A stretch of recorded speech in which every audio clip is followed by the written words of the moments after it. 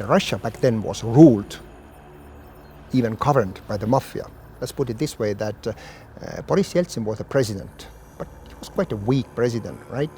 His right-hand man was oligarch Boris Berezovsky, and he wasn't the only oligarch or billionaire, or he was also leading this security council. It means that all the army, police, FSB, SVR, GRU, they had to report to him. He was a really powerful guy.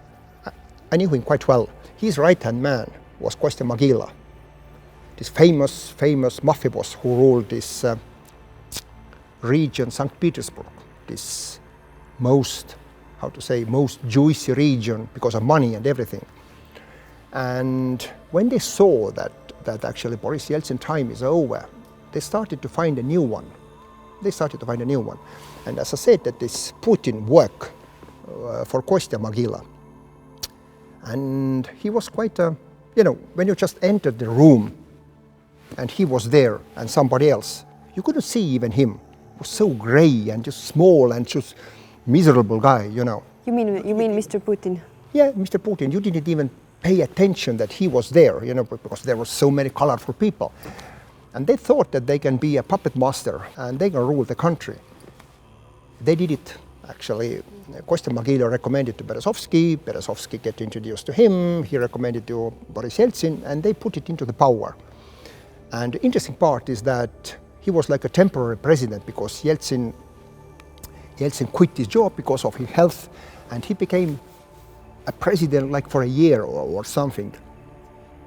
And he was a really quiet, really decent. He didn't do anything. He listened everybody who said, do this, yes. But secretly he was gathering this team for former FSB and GRU and SVR guys. Quietly. He was like of course, yes man. He was yes man. And when second time he was elected, he started to act ruthlessly. All those guys were killed. Everybody was killed. All those papers, which shows his involvement of stealing money and selling those goods, outside the Russia, they disappeared. And that is one point I think that I have to tell this story. We have to reveal it and explain how they became to power, how they stole the whole Russia.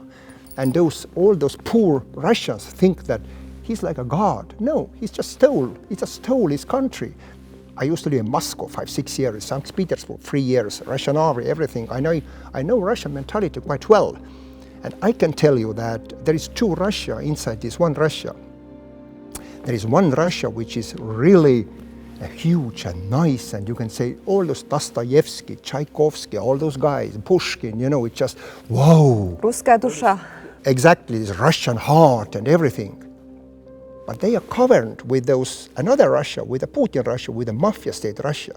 And even when you start to compare this Russian Mafia now, Putin's Mafia, it's much more ruthless than it was back then, because those guys like Kostya Magila, Tetasan, Yaponchik, all those guys from around this high table, they had code of conduct.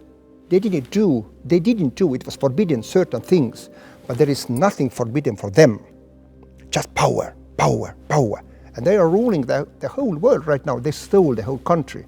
And ridiculously, I just sometimes start to think about that, how investigators from West, the wise journalists, and they, we found some billions who belongs to Putin. He doesn't care about this billion. The whole country is his. He can easily make trillions more, The story deserves a wider public, just to be revealed and to explain what happened back then, really, what happened, what is the story. And when I started to write this book, I think that, okay, I can just fulfill with my stories one book, 350 pages. But right now I understand that there are a lot more the stories. It means that probably there will be second part, there will be third part, and there are plenty of interest to turn it into the movie, even into the, some streaming series, because there are so many stories behind that one story.